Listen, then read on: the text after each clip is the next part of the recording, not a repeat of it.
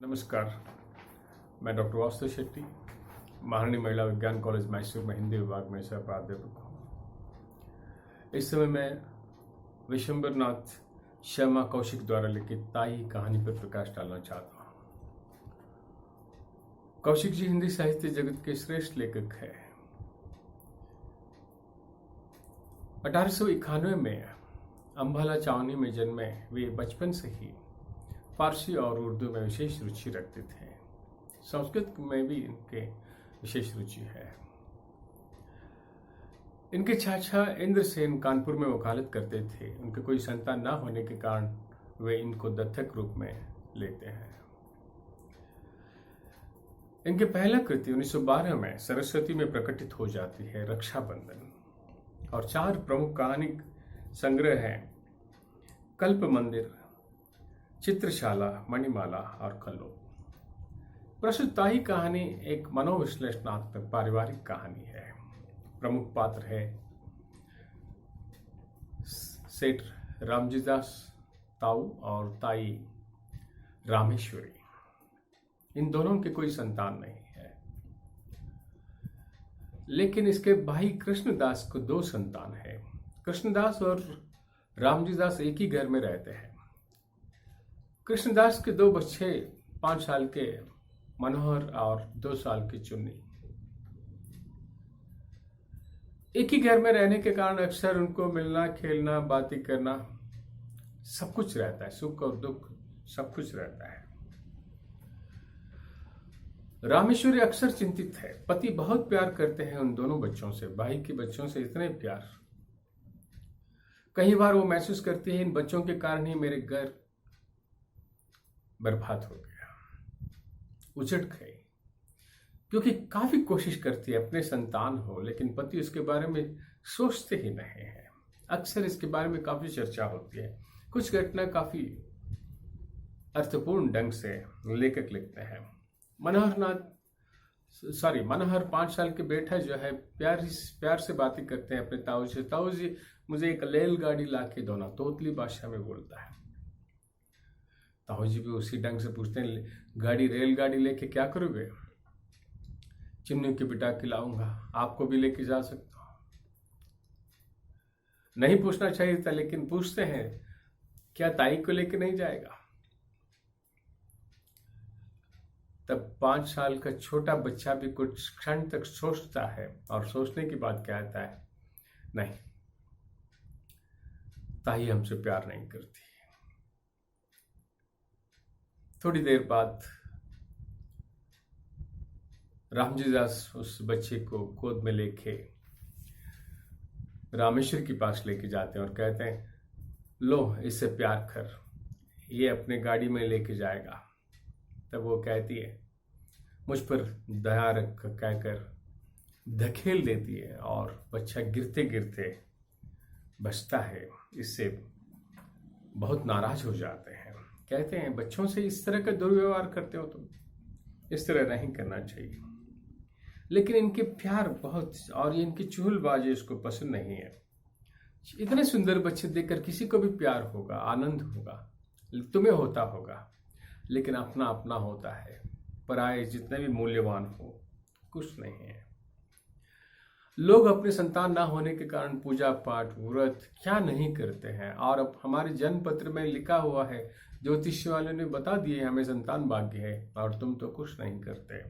लेकिन वो कहते हैं, रामजीदास ये सब ढकोसला है, मुझे इन पर कोई विश्वास नहीं है। और ज्योतिष शास्त्र है, मैं ये झूठ नहीं कहूंगा, लेकिन ज्यादातर ज्योतिषी जो है झूठ है, ढकोसला है। रामेश्वरी कहते, 4 अंग्रेजी अक्षर यानी 4 अंग्रेजी या कुछ अंग्रेजी जो पढ़ी हो, तुम ही एक सीधा हो, बाकी सब लोग तुम्हें झूठे लगते हैं। क्या तुम्हें कभी नहीं लगा अपना कोई संतान हो? कौन नहीं चाहता अपना संतान हो? यानी संतान चाहिए। संतान ना होने के कारण दुखी रहते हैं, अपना अपना होता है, हम चाहते हैं, लेकिन होना चाहिए सहज ढंग से। शास्त्रों में लिखा है, जिनका कोई पुत्र संतान नहीं होता उनको मुक्ति नहीं मिलती।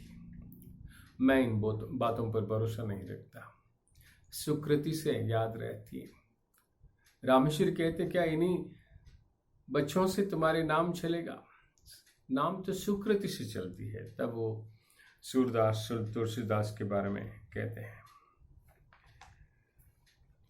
पराये वस्तु चाहे जितने भी मूल्यवान हो, कई बार वो सोचती है इन बच्चों के कारण मेरे घर सत्यानाश हो गया। रामेश्वरी पूरी तरह से स्वस्थ है, मां बनने की पूरी शक्ति है, स्थिति है, सब कुछ है, लेकिन पति के लापरवाही से मैं इस तरह दयनीय स्थिति में हूं, इस तरह वो सोचती है। और एक ही घर में होने के कारण कई बार बच्चों के साथ मिलन जुलन तो होता ही है। एक दिन शाम का समय था, छत पर वो हवा का रही थी और साथ में देवरानी भी थी। बच्चे खेल रहे थे, इतने प्यार से बच्चे, उनके उछल कूदना, दौड़ना, बातें करना तोतली भाषा में। बात हुई बात में नाराज होके मनोहर अपनी बहन चुन्नी को मारने दौड़ता है। चुन्नी ताही की गोद में आ बैठती है, अपने आप को छिपाने की कोशिश करती है और मनोहर भी आता है। इन दोनों के बच्चों की खेल काफी समय तक रहती है और ताही भी काफी आनंदित है। कितने सुंदर बच्चे, और देखकर कोई भी ऐसा नहीं सोचेंगे कि ये उनके बच्चे नहीं हैं। इतना सुंदर सहज लग रहा था। इस बीच में रामजी दास आते हैं और रेलगाड़ी लेके आते हैं और ताऊ जी आते ही दोनों बच्चे वहां से चले जाते हैं, उनके पास चले जाते हैं। रामजी दास कहते हैं तुम भी बच्चों से प्यार करने लगे हो? लेकिन रामेश्वरी को ये अच्छा नहीं लगती। अरे मेरा ये प्यार करते हुए देख लिया। और ये भी कहते हैं तुम तो गिरगिट की तरह रंग बदलती हो, मेरे गैर हाजिर में तुम इनसे इतने प्यार कर रही थी और मेरे आते ही तुम्हारे रंग बदल गया, ऐसे वो कहती हैं। और ये सब तुम ही रखो, इनके प्यार वार वगैरह। वो नाराज होकर चुप हो जाती है और रेलगाड़ी लाए और खेलने लगे हैं। और ये भी कहते हैं तुमसे ज्यादा मुझे ये बच्चों से प्यार है, मेरे भाई के बच्चे हैं, अपने संतान कोई नहीं है, इसके बारे में मुझे कोई चिंता नहीं है। शाम को ताई टहल रही थी, बहुत सुंदर वातावरण था, इतने सुंदर वातावरण और रंग बिरंगे पतंग उड़ाए जा रहा है। अगल बगल के लोग दूर दूर से सुंदर सुंदर पतंग का दृश्य अत्यंत रमणीय था। मनोहर ताई जी से आके कहता है ताई जी हमें भी एक पतंग ला के दो ना। तोतली भाषा में कहते हैं तुम अपने ताऊ जी से कह, चल हट, कहती है। तब मनोहर कहता है तुम यदि ला के नहीं दोगे तो हम ताऊ जी से कहकर पिटवा देंगे। जरा सी बच्चा, ये सब ताऊ जी के प्यार के प्रभाव है, ऐसे वो कहती है। और इस बीच पर एक पतंग धोर काट कर कहीं इनके सिर के ऊपर से जाते हुए आंगन में जाके गिरती है नीचे। छत पर चार दीवारी है, सिर्फ एक जगह है जो नीचे आने जाने के लिए सुविधा है और वहीं रामेश्वरी भी खड़ी है।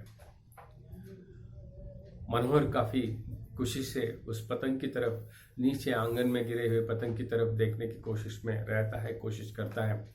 और जैसे ही घूमता है, घूमते समय पैर फिसलने के कारण नीचे गिरने लगता है और छत के मुंडेर को पकड़ लेता है। ताही जी बचाओ बचाओ। रामेश्वरी कई बार सोच चुकी थी यही बच्चों के कारण मेरे घर सर्वनाश हो गया, चौपट हो गया, ये बच्चे क्यों नहीं मरते, ऐसे भी सोच चुकी थी। लेकिन इस वक्त वो उधेड़बुन में, कंफ्यूजन में है, इनको बचाओ या ना पकड़ू या ना पकड़ो, इस तरह सोच में है। इस बीच में बच्चे मनोहर की हाथ थक जाने के कारण वो नीचे जा गिरता है। तब रामेश्वरी भी चीख मारकर छज्जे पर गिरती है, उसे भी शॉक हो जाते हैं और तेज बुखार आती है, बार बार चिल्लाती है उसको बचा लो, इसको बचा लो। कई दिनों तक मनोहर गिर रहा है, उनको बचाओ। और सप्ताह के बाद जब वो ठीक होती है, सब लोग कहते हैं मनोहर कैसा है, वो पूछती है तो ठीक है, उनको मेरे पास लेके आना। और मनोहर को लेके आते हैं, उनको गोद में लेती है, आलिंगन करती है और तब से उनके प्राणधार होते हैं। सच्चे प्रेम करने लगते हैं सहज रूप से। कभी उनको चिंता नहीं होती कि वो पराया है या पति के भाई की बेटा है। काफी सुंदर ढंग से, एक भावनात्मक ढंग से, मनोविश्लेषणात्मक ढंग से कौशिक जी इसे लिखे हैं। हालांकि वो काफी करीबी से देखे हैं, क्योंकि उसके चाचा इनको दत्तक लेते हैं। उनका भी कोई संतान न होने के कारण काफी सहज रूप से वो लिखे हैं। प्रणाम।